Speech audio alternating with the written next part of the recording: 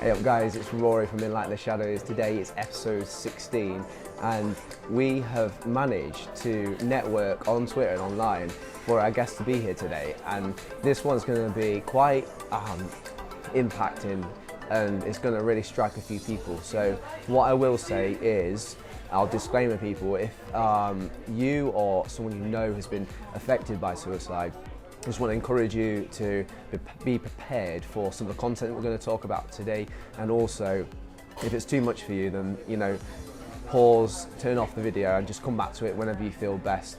But what we do want to say is try and push through, because we have got an amazing woman today who's come on bravely to disclose some real deep stuff regarding where she's been personally affected by suicide. So what I say to you is try and push through as she is and do your best. But without me going to say hello to our guest, can you just please click that red button below, press pause, subscribe. We've got around 70 subscribers right now. We're constantly growing, slowly but surely, but we want to say to you, thank you for those who are subscribing. And also, don't just subscribe, get on our social media platforms. So coming up on the screen right now, we've got Facebook and Twitter and Instagram. It's all got the same handle, so at ENLIGHTEN_SH1. And for any others, just lastly, who are struggling with your feelings, if you're feeling downbeat and your mental health's a bit struggling, get onto our private ENLIGHTEN the Shadows men chat. It's been going for a week now, and I think we've had about 249 people on, and people are sharing some real stuff in their lives. Things that they haven't even disclosed to family members. I can't disclose much more because of confidentiality, but what I want to say to you, if you feel like you can't open up to people, get on our Facebook groups, private, it's safeguarding. We've got rules in place to maintain people's confidentiality. So, today, episode 16, I've got with me Vicky Waring, and Vicky, she's a Notts girl as well, so she's from Nottinghamshire, so we've both got that in common. Vicky here, thank you so much for coming on today. Okay. Yeah, so I'm trying to remember how we got connected on Twitter. Whether I contacted you, me, yeah. and I don't know if it was on the back of, could it have been on the back of the video that I'd done my own campaign, I'd been touched by suicide, where I'd connected with people in my network that aren't necessarily related to me through my own personal experience, but just to give an understanding and idea that suicide touches lots of people around us. And just to try and raise the profile and get the word suicide out there and reduce that stigma. Yeah, and that was it. It was you had a BBC Radio interview. I did the BBC Radio interview. I forgot that bit. Yeah, and I saw that, and I was like, oh my gosh, this is crazy. Like, it's so good. It's so good to see someone who hasn't just been affected personally by suicide, which we're going to get into for our viewers today. But you just had the courage, you had the strength to really push in and do that. And I just want to say, like, you don't do it for that reason, but I want to say thank you, and I admire you for it. And us fellas who hide in the shadows, we want to say thank you, because it takes a lot to do that. And I think a lot of men just struggle to even start going there with that, because we try and put up facades and stuff. So yeah, thank you for being brave, and thank you for coming today to share your personal story with the viewers. So we'll get right to it, so we don't fanny around with our viewers. But what I want to say to you is we've come today because we want to discuss someone who's very close to you in your life, and I don't know if you want to share about your husband, if that's all right. So no, that's absolutely fine. So it was December 2017, 6th of December to be precise, and I'd gone to work that morning. I was actually in a networking meeting, and my daughter was at college, and very busy day for me that day, because it was coming up to Christmas as well. So I got the meeting, I then got to pick up some bits, and then I was going into Sheffield, the local city, to do some Christmas shopping and to go and have my hair done. So I explained to my husband that I would be home late that day, and en route to Sheffield I thought I'd nip into Costco, get some Christmas gifts. And I tell the story as frank as it is. I was at the till in Costco, and my phone kept ringing, and it was my daughter. So I thought, oh, she must be phoning to see what we're having for dinner. Have you washed my clothes for work tonight? All the rest of it. So I ignored her, and I got to my car and I was emptying the contents of the trolley into the boot. And I thought, oh, I must phone my daughter. And so I gave her a call. And I said, hey chick, what do you want? She said, where are you? I said, I'm in Costco. She said, you need to come home now, Mum. I said, and I could tell by the tone of her voice. I said, what's wrong? She said, you need to come home now. I said, what's happened, Chloe? She said, Dad's killed himself. I said, what do you mean Dad's killed himself? She says, Dad's killed himself. Yeah. So I says, right, I'm coming home. So I went into a moment of, well, not even panic, it was all so surreal. So I phoned my mum up. My mum used to work for me at that time, and my office where my business is was only a few miles down the road from where we lived. So I phoned my mum up, and my mum was hysterical on the phone. So I knew at that point that my mum knew. So I came off the phone, and I, as I say, I tell it as it is. I carried on emptying the contents of my trolley into the boot. And it was very bizarre because I remember thinking, I should be doing like you see in the movies and throwing my trolley across the car park, getting in my car and speeding at the highest speed possible to get home. So it was about a 40-minute drive away. But then in the next breath thinking, no, she's got to have seen something that's not right. Okay. Something's not right. And so I did. I continued to empty the boot of my car, putting everything. So I bought plants for Christmas, so nothing fell over. And then driving all the way home, and again, I tell it as it is, I did this all the way home. I was doing this, and in one breath I was saying, it's not your fault. Straight away I went into guilt mode. It's not your fault, it's not your fault, not your fault. And then in the next breath thinking, no, this isn't right. This is not. It's like guilt and denial at the same absolutely. Time. Yeah. Both emotions just came straight into play without any conscious thought or thinking. So I had a 40-minute drive all the way home and got into the village before my village, and I saw an ambulance coming the other way. So then I was again thinking, well, why hasn't Chloe phoned me? Because my husband must be in that ambulance, because he's not dead.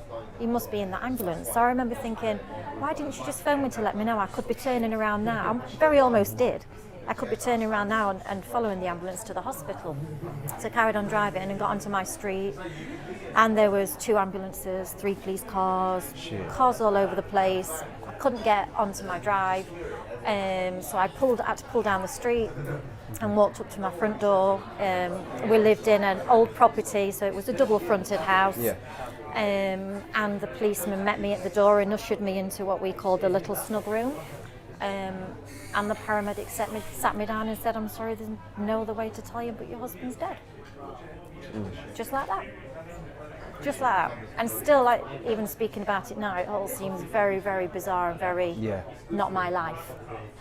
Yeah, really, and it's been 3 years, hasn't it? 3 years, a lot of people think that's quite a long time, but it really isn't. I've been married like 4 years now, and it's just flown by. So in your mind, it's still quite fresh, and so just thank you for even going there about that and stuff. And you know, this is why we have Enlighten the Shadows, because sometimes men they haven't got that sense of wanting to open up and to speak about these things, but you come on here, it's absolutely amazing of you, and I hope that, you know, the viewers are watching this and really starting to understand the consequences, and you know, we want to go into what men need, and we want to talk about empathy, and we want to talk about support mechanisms and how you've grown in that area in the last 3 years. But I think it's appropriate if we stay, you know, camped here with the effects it's had on yourself, and I can't imagine anyway what it's done to yourself and to your daughter and your immediate family.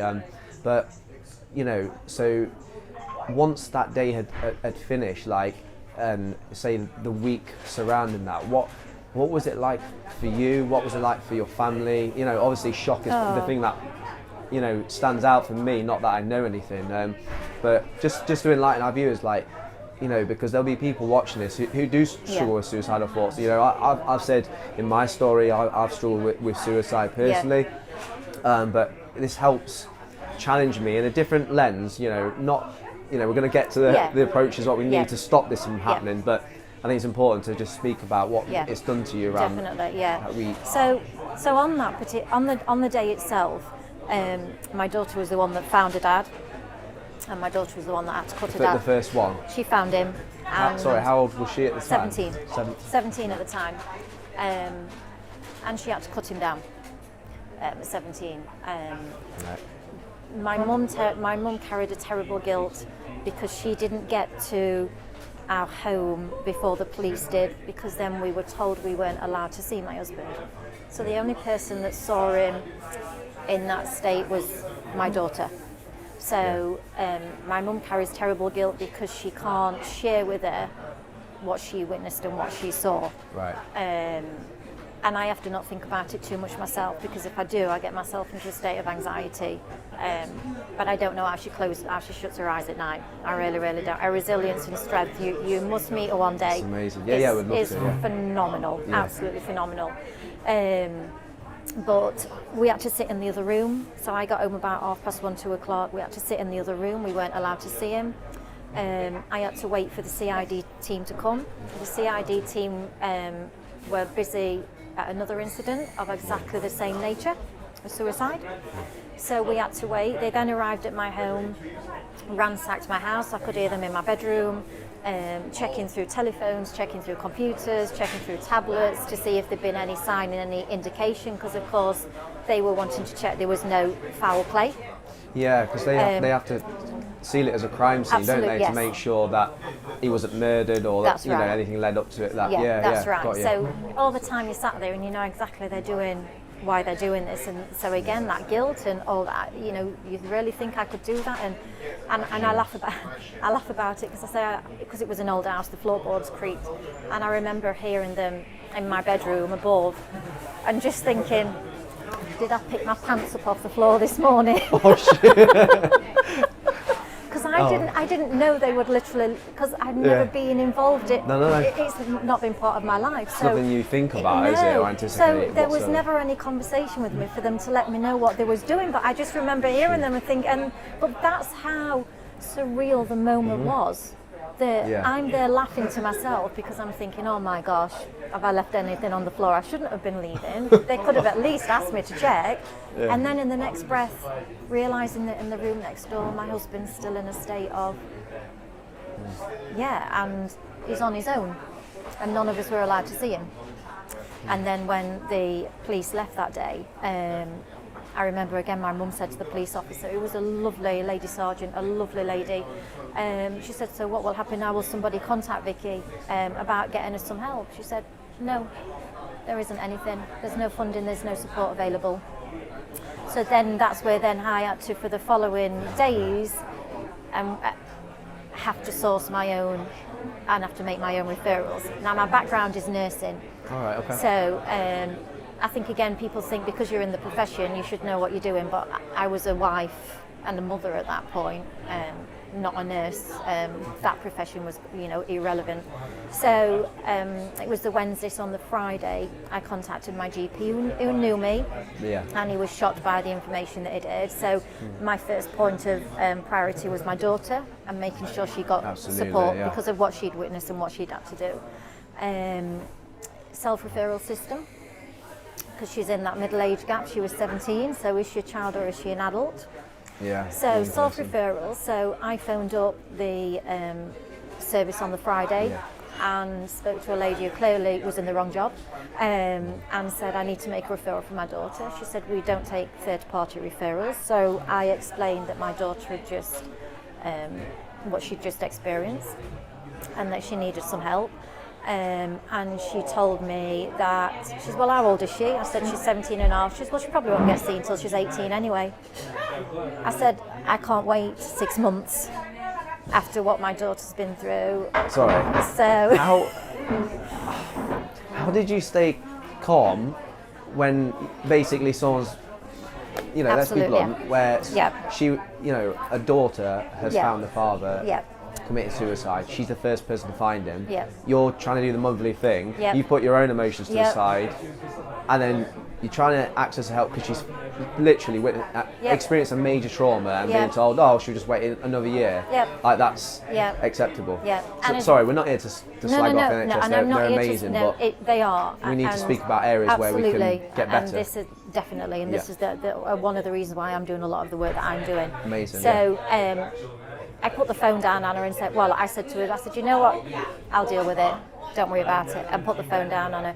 Some of my very closest friends, through the work that they do, working with children in foster care, use an excellent clinical psychologist in West Bridgeford, actually, Anna Simmons. So they put me in contact with Anna, and Anna saw her within 3 days. Wow. And Anna has been the best thing that could have ever happened to Chloe. Chloe's strength and resilience and the strategies and techniques that they've given her to manage is beyond anything. As I say, she's my daughter is my hero. Did she share some of those things with you? No. No. So Chloe, we don't talk about the incident. Okay. She spoke that particular day because she was the only one that saw it, Dad. I had questions to ask because it didn't make sense. Of course. So she answered our questions that day, and then that was it. So we talk about her dad because, obviously he's her dad and he was my husband. Yeah. So we talk about him, but we don't talk about the incident. Wow. She doesn't go there with me, but it's almost like a roles reversed situation. She's become the mother and I've become the child, and she tells me I get crazier as I get older. It's understandable though. Yeah, like so kind of protecting each other. Any reaction and any behaviour and response that you guys go through isn't a wrong one. You know, like everyone processes things so differently, and that's what life is. We're all unique, aren't we? So, Absolutely. Wow. Yeah. That's incredible. That she's, man. Yeah, it's just incredible. She's phenomenal. You haven't got words for it. How both of you have managed to come through something so tragic, but yet you're here and you're even speaking about it. Yeah. I mean, she lost a lot of her friendship group at that time as well.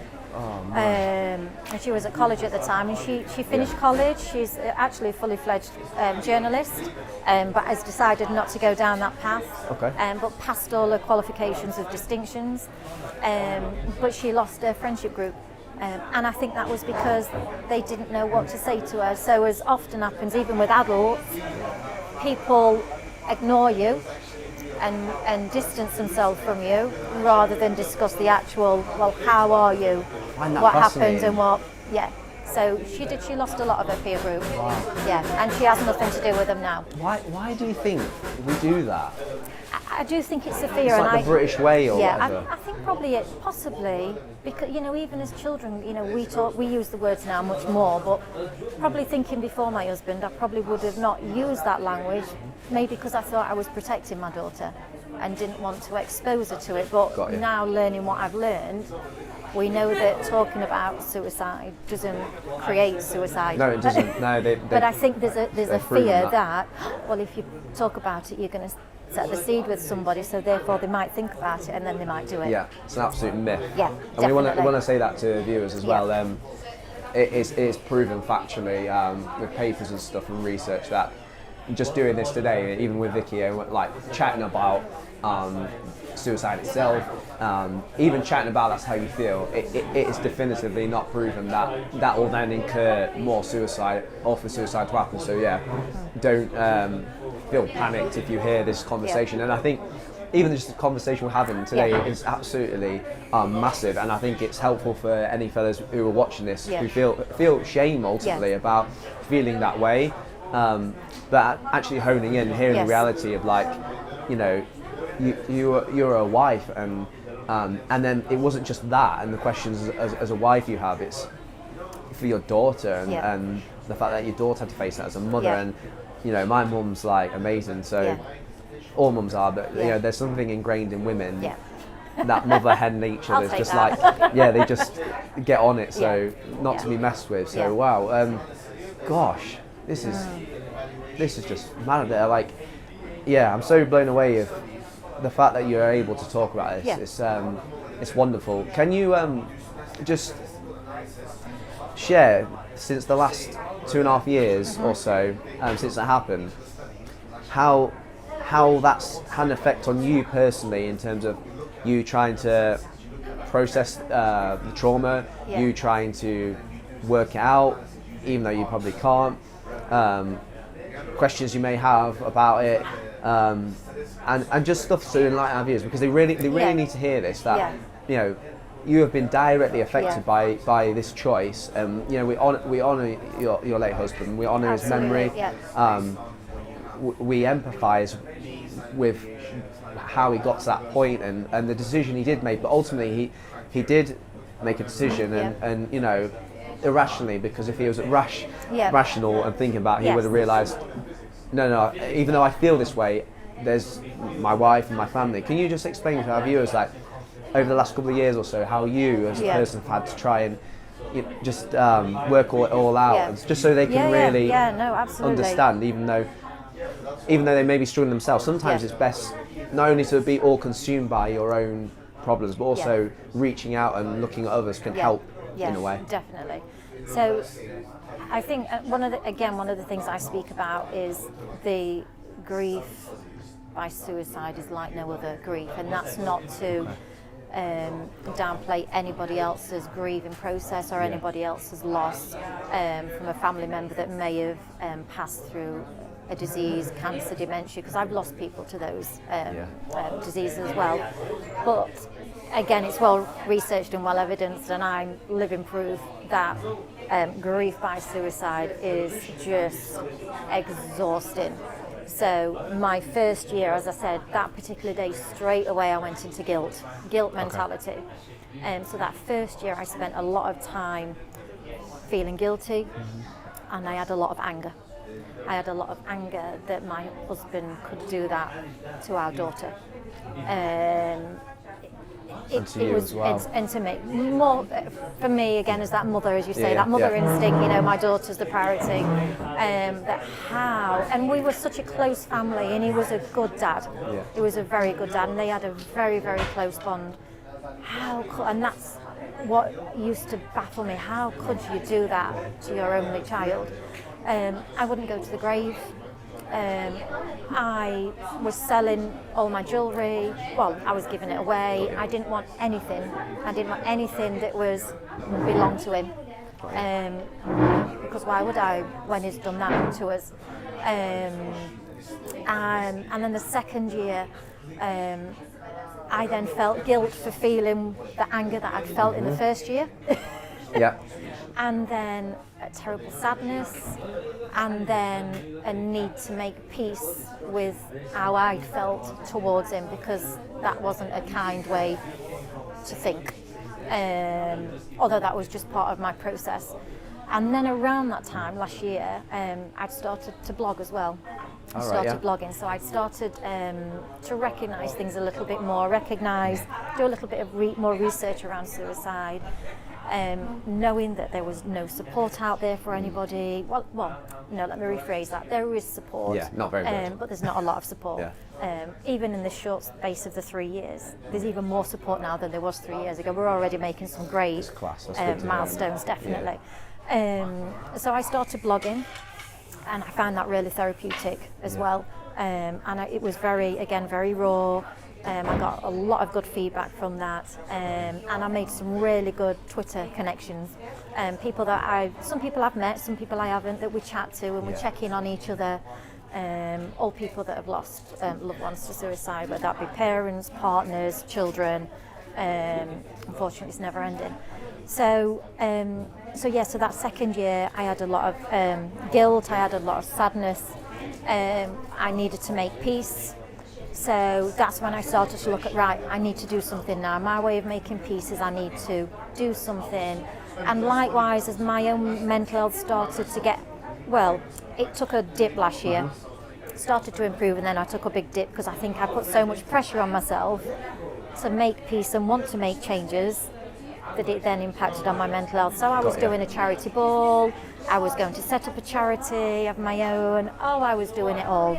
Me on my own was going to change this whole agenda and make the world a better place. And then probably 6 weeks before the ball, I'd been out with some very close friends of mine. I'd stayed over at my close friends, and I sat at the breakfast bar the following morning, and I just sat and cried. My friend said to me, "What on earth's the matter, Vicky?" I said, "I can't do it." She said, "Thank God for that." She says, "It's not the right time. You're putting too much pressure on myself." I said, "I need this to be so perfect that if it's not perfect, it's me that's going to. So now isn't the right time." So I put a halt to a lot of things, and then refocused on my own mental health and well-being. Because it was pointless me trying to do anything if I wasn't in the right place to be able to do the work that I wanted to do. I'm so glad you're sharing this, because I want our viewers to really appreciate this. Is about being self-aware and like I since lockdown my immune system's naturally gone down as it has for a lot of people, but I had 3 major bereavements this year. Like me and my wife told we can't have children, Right. and then she got pregnant and then she miscarried, and that was in the February. 3 days later, I can't disclose too much for personal reasons and to honour half of my family, but a member of my family committed suicide. So that's 3 days after. Yeah. And my father found the person and called me up, instantly, and it was just like I'm there 3 days trying to deal with my own grief of my loss of our miracle baby, and that happened. And then lockdown started. I waited to start my new job, but it couldn't start because of COVID. So there's no income there. My missus hadn't had a year booked for her business, so we had no government help with furlough.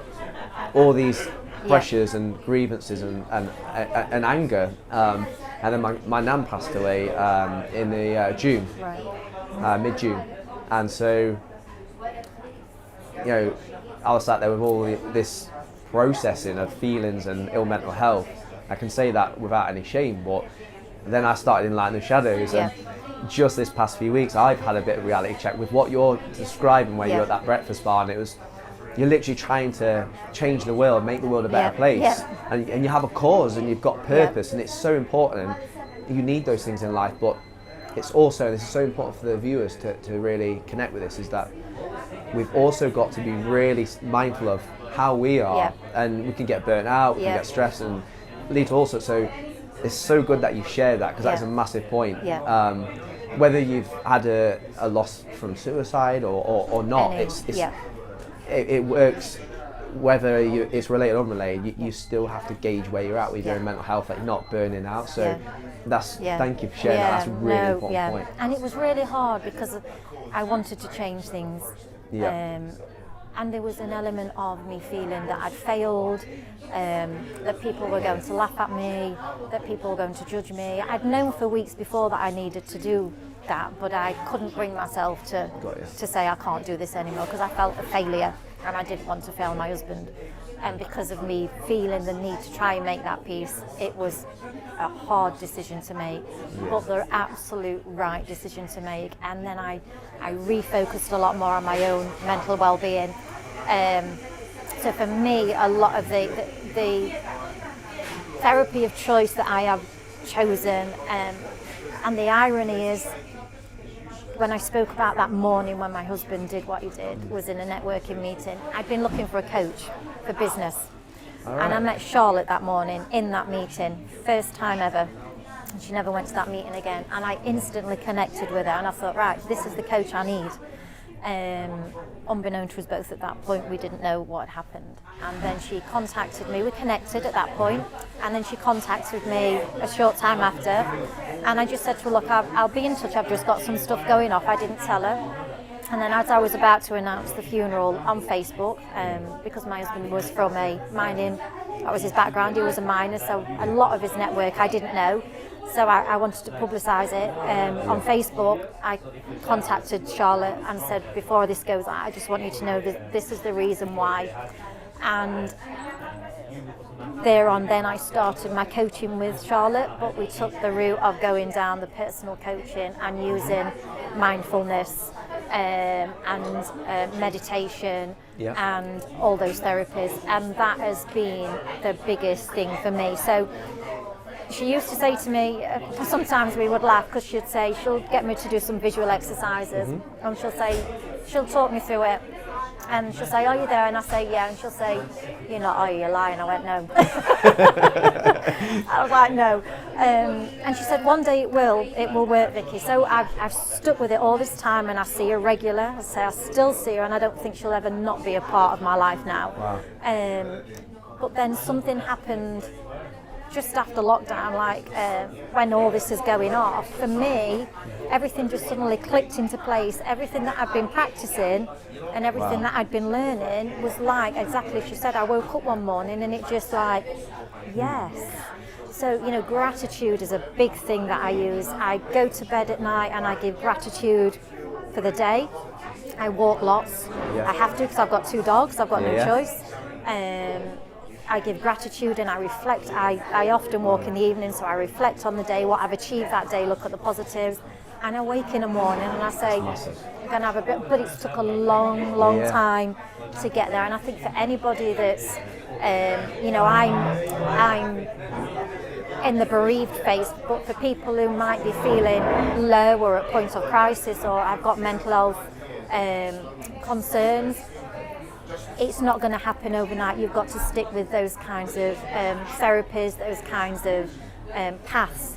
You've just got to be strong and keep going and know that one day it will work, and not give yourself too many expectations, but keep at it. And one day that gratitude is subconscious. I throughout the day now, something happens and I'll say, thank you for that. Wow. Really appreciate that. And I try and turn, even my husband's death now, exactly as we're doing now, I try and turn it all on its head. And some might think I've got a dark sense of humour at times, but you know what? It is what it is.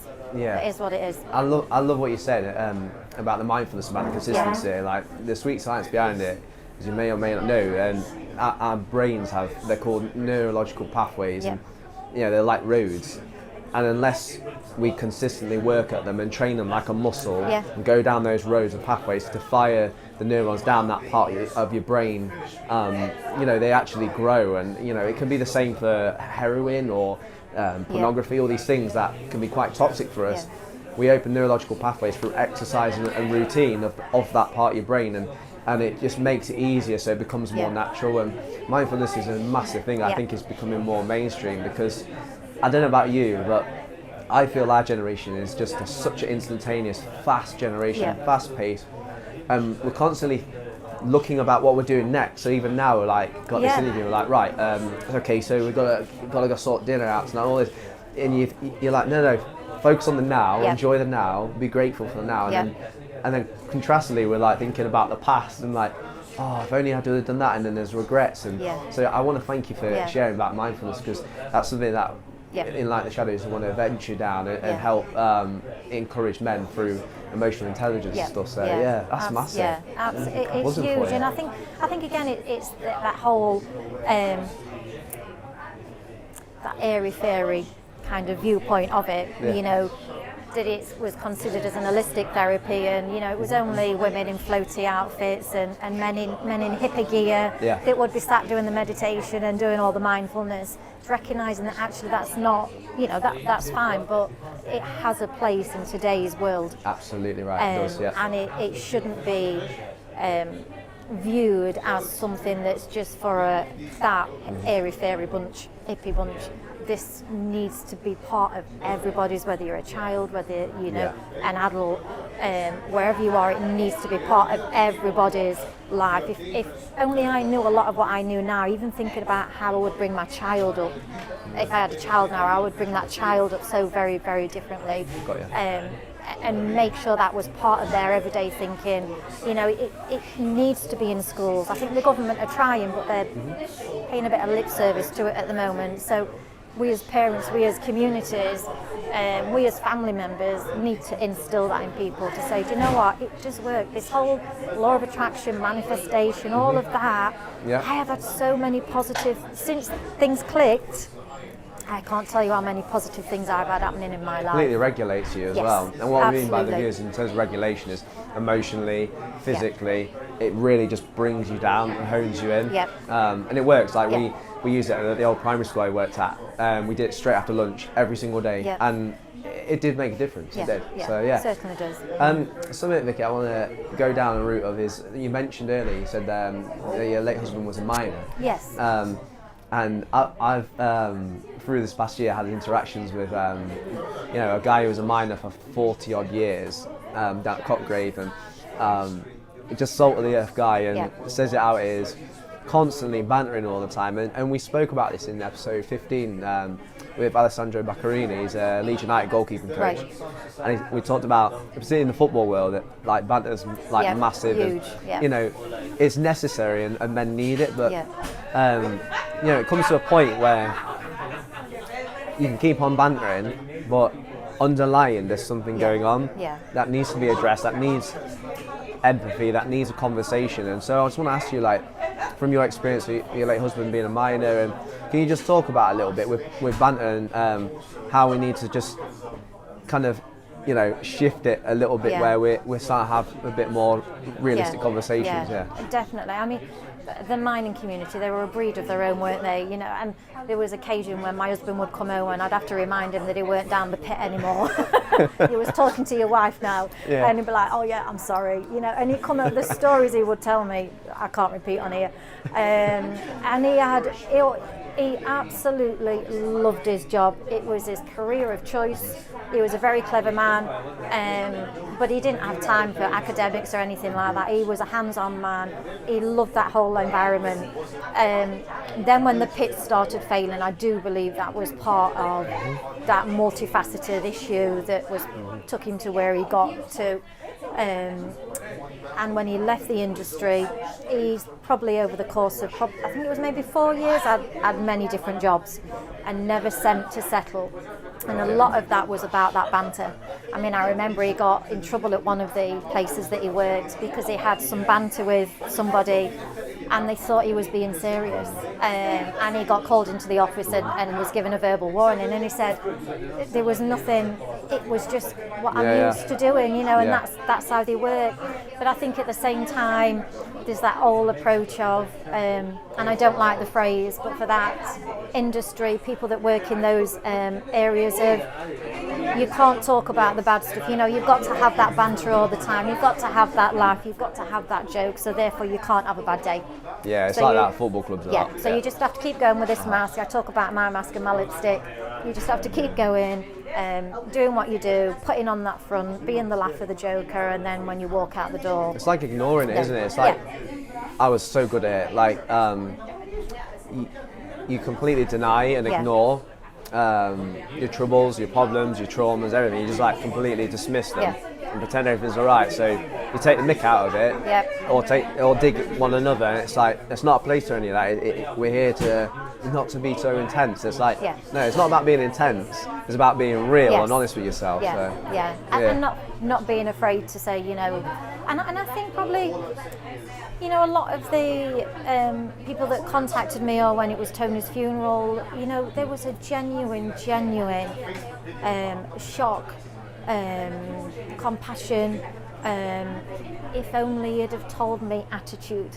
That I'm sure if he'd have spoken up, I know those people around him would have never ever judged him and wouldn't have dismissed his concerns or issues, but for whatever reason they just don't feel that they can say, do you know what, I'm feeling a bit crap at the minute and I just need to talk to somebody about it. Yeah. So I think speaking from a bloke's perspective, like you're your own worst critic, and you judge yourself worse than other people that judge you. So in your mind, you think, well, they're gonna think, you know, I'm weak. They're gonna think I'm a pussy. They're gonna take mick out of me. They're gonna dig me out, you know. And actually, in reality, it's not the truth. And you know, we want to say to the viewers, like, this is so important that you hear these things, and you hear it from Vicky as well. That if you feel that way, you've got to access some support wherever you can, and not to try and do it all alone. So, as I said at the start of this episode, get on Facebook and find us. Enlighten the Shadows is a private group, and you know, we welcome you and say, get amongst it and join us. And you know, there's a couple of posts where we've had a laugh, but ultimately there's been stories shared where, you know, we've got serious. So yeah, we want to say to people, just get on. We put it on the screen for you right now. Get on and get involved, because we're like a family. And you know, we've got some blokes that don't even know each other, and that's the great thing. We've got fellas who got all from all walks of life, and you know, they're sharing their stories and some mad things, and you're just like, wow, and they're getting behind each other. It's just picking up, and I believe in time it will just create more momentum where it will be the norm to just access this safe place and speak about things. And on that very word, safe spaces, I think it's something that we've got in common, something we're passionate about doing it in Nottingham and Nottinghamshire. And you know, I'm not here to share with the viewers fully what we aim to do in Rebels Gym and stuff like that by creating open chats, but you know, you've gone through such a horrific loss. You know, you get to a certain point in life, we say to the viewers, you have to draw the line in the sand we've got an acronym called ACT, ACT, you've got to act. So A is acknowledge. So actually accept that it's happened in your own time, there's no pressure, but acknowledge that it's happened, not denying it. The C stands for comprehend, so it's to actually process it, think about it, you know, what feelings have you got, you know, it's not about changing the past, but it's just analysing it, so eventually you can move to the T, which is to take ownership or take action. And so this is what I want to ask you about, is you decided to take ownership, and absolutely. This is what I respect you massively, because let's be blunt, this could have gone one way or the other for you.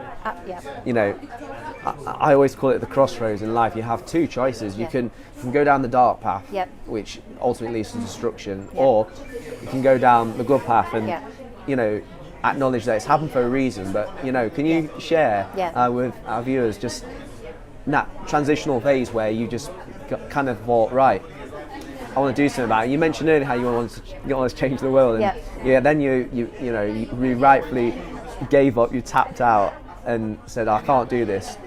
Do you feel like now you're in a place of you know, creating these safe spaces, these environments? I just wanted you to share. No, definitely. So I had to get myself well before I could do any of this. The biggest thing for me, as I say, the main thing out of all of this that happened was the little support and access we had to mental health services for mine and my daughter's mental health. As you probably know, the Samaritans report, their researched evidence that if you've been bereaved by suicide, you're 65% more likely to take your own life, and you're 80% more likely to drop out of education and work, so we can't ignore it. So one of the things for me, the biggest thing was about trying to change services that are available. And whilst there's lots of services available in my area, there was no peer support available for me. I didn't even know that there was such a thing as peer support groups, because it's something that had never touched me before. And it's only through other people, you know, connecting, saying, did you know about this, did you know about the other? And then once I was in a better frame of mind, starting to do some research and evidence myself. So now I'm well. Whilst I'm not criticising the NHS, there was a gap in services, let's use that phrase. There was a gap in services.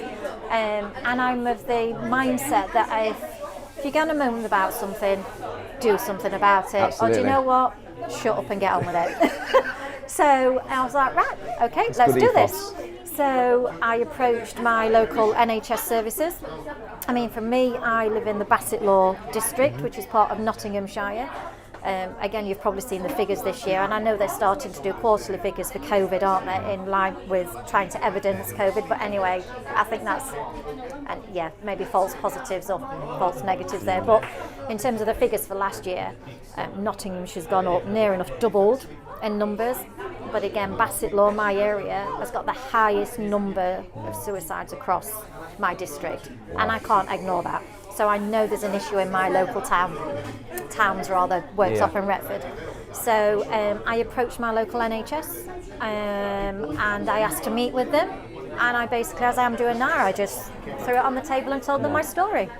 And I said, whilst I'm here to tell you my story and that I feel I was failed, I'm here because I want to help you, to help me, to make a change for those people that are still then experiencing it. And I have nothing but credit for them and admiration now, because they've listened to me, they've took on board what I'm saying. So I'm now working with a young girl called Chloe Jubb, who's amazing, who's the project officer for Bassett Law CCG, and we're working together to put year 3 plans in place to make a change for our local area. So one of the things we can absolutely announce is that next year we will have our very own peer support group, which is going to be fantastic.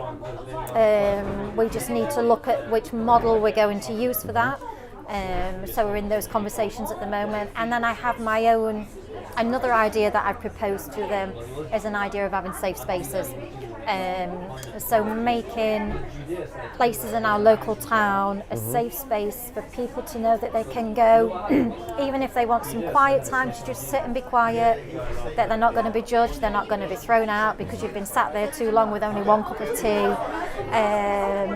Looking at workplaces being a safe space, just to say, if you're having a bad day, I'm having a bad day, and I'm okay to say that, and I'm not going to be judged for that, and I'm not going to have a stigma associated with it, and oh gosh, she's going to go off sick again, and it's all because of that mental health stuff kind of thing. So I have this whole idea around safe spaces and how we can make our towns safe spaces for everybody that's within it. So I'm working on the CCG on that, but if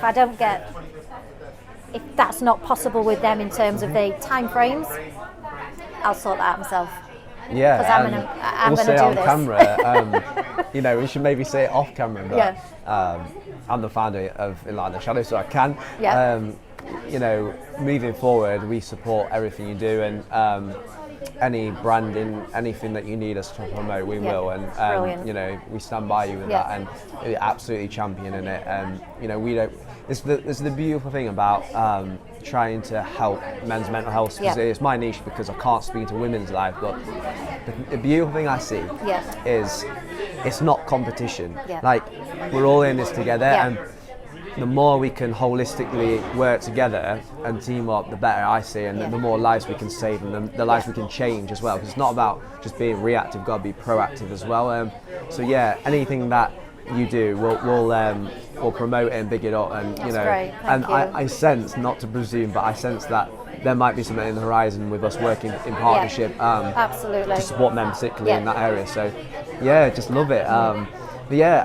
Before we finish, Vicky, this is my Enlighten the Shadows question. I ask most guests, and it's basically, what is your short piece of advice for a man who is maybe today watching this, and just this week they feel utterly hopeless and they just feel like ending it all? What can you give them in terms of any advice or encouragement? I think, like I referred to earlier, just reach out. I think this last year or two, mental health is quite high on the agenda for lots of people, whether that be through government, whether that be through the NHS, whether that be through society in general. I think we are reducing the stigma, and I think we are reducing the judgment. There's still some work to be done, but I think just to know that there are people there who are willing to listen, and if that's not a friend or a family member, Samaritans. We'll put their number up right now for people. Brilliant, if that's the only one number you take with you today, and the one number that you have to hand in your phone, so when you get to a point of thinking, I can't do it anymore, you phone that number and you connect with somebody. Definitely, and don't think that anybody's going to judge you or think any less of you as a person, because they really, really aren't. And I can say that because of my husband and those people around him that have nothing but why didn't he tell us? Because we would have helped him. Definitely. Thank you. And we'll say to the viewers, if you feel that way, get in touch. We've put Samaritans on the screen for you. We're also going to put Calm. They're open from 5 p.m. in the evening. So, as his fellas know, sometimes when the days slow down and we're in bed, the thoughts start going. And it's not a good place to be in. So I know Calm also are available from those times. I think 5 till midnight is. So we're going to put up their number and information on for you right now. So there's alternative choices as well. This has been amazing. So Vicky, I just want to thank you so much. It's been absolutely brilliant, and we just really honour you and your daughter and your family, and send them our love from Enlighten the Shadows. And I'm sure we'll be meeting up whenever soon, so it'll be class. Guys, thank you so much. Before we say bye, as always, subscribe to this channel, press pause. If you haven't done it since when I asked you at the start, click that big red button. It's just below the video screen on the right hand side. And as well as subscribing, get on Instagram and Twitter and Facebook and follow us on this journey with Enlighten the Shadows. We've got big things to come. We're really excited. We're just setting up as a CIC, which is a community interest company. I've spent ages today doing that. It took a long read and signing legal details and all that, but I'm doing it because I believe in the movement. I believe that we're going to change people's lives, and I want us to do big things. Money talks, and at the end of the day, money is going to help us reach more men. So thank you so much, guys. It's been episode 16 with Vicky Waring, and we'll see you guys for the next one. God bless. Bye-bye.